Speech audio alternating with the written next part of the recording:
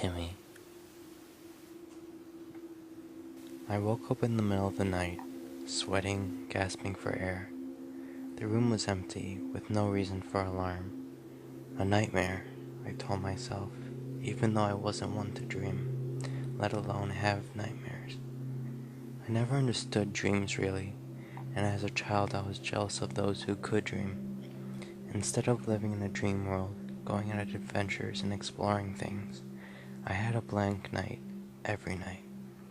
I never got to enjoy living in a fantasy. The next few days were normal, by my definition anyway. No waking up in the middle of the night, no abnormalities while I was awake. I didn't really give any thought to that night, but it happened again.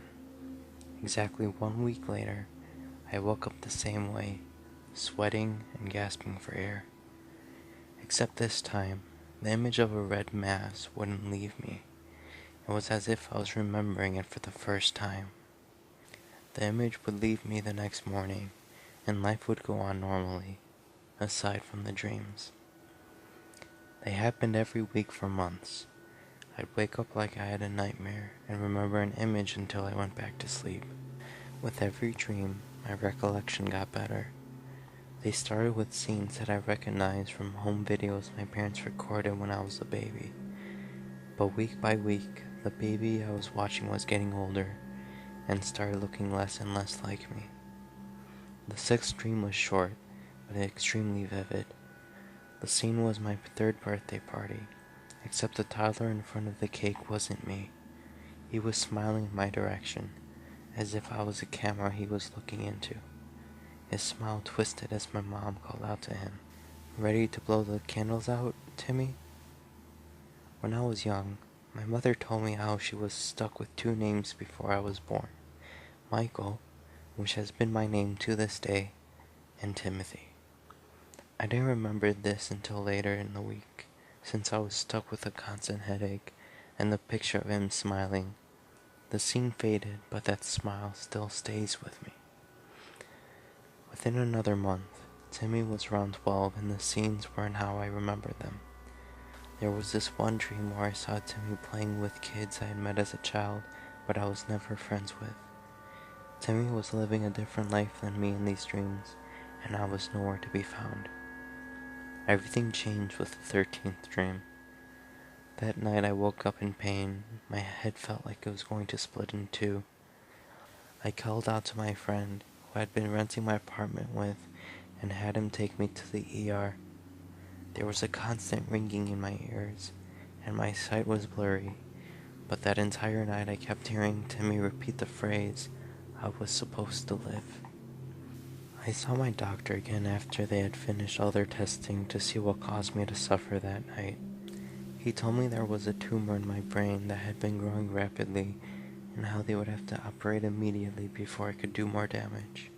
Without hesitation, I agreed and had them remove the tumor. It had been 3 weeks since the operation. No nightmares, no waking up in the middle of the night, and most importantly, no Timmy. I was resting when my doctor called and told me there was something urgent that he had to tell me, and that I should come in and see him. He had me take a seat before telling me what they found in my head. I was frozen solid as my doctor explained to me that unlike normal tumors, mine didn't have my DNA, but rather resembled my DNA enough so that my immune system didn't recognize it as a threat. All these words meant nothing to me because the only words I was focusing on were sibling-like. I spent the entire day in a trance, unsure of what my doctor had told me. I decided to take a small break from everything and spend some time with my parents, since I didn't see them all that much anymore.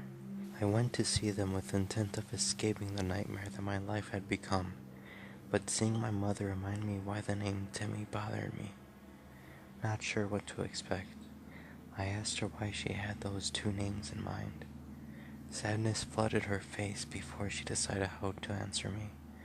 She quietly got up and went to get a photo album I had never seen before. She flipped to a page where there was a picture of an ultrasound that I didn't recognize. Taking a closer look at the picture, I finally understood what I was looking at. Aside from the body that was me, there was a mass beside me. My mother explained to me how this meant she was going to have twins, but I just kept remembering that red mass that I saw in that first dream. Once my mother finished her story with tears in her eyes, I quietly got up and went to the bathroom to wash my face and clear my mind. I lifted my head to look in my reflection, but the person I was looking at wasn't me. He was just smiling at me before he finally said, "Now it's my turn,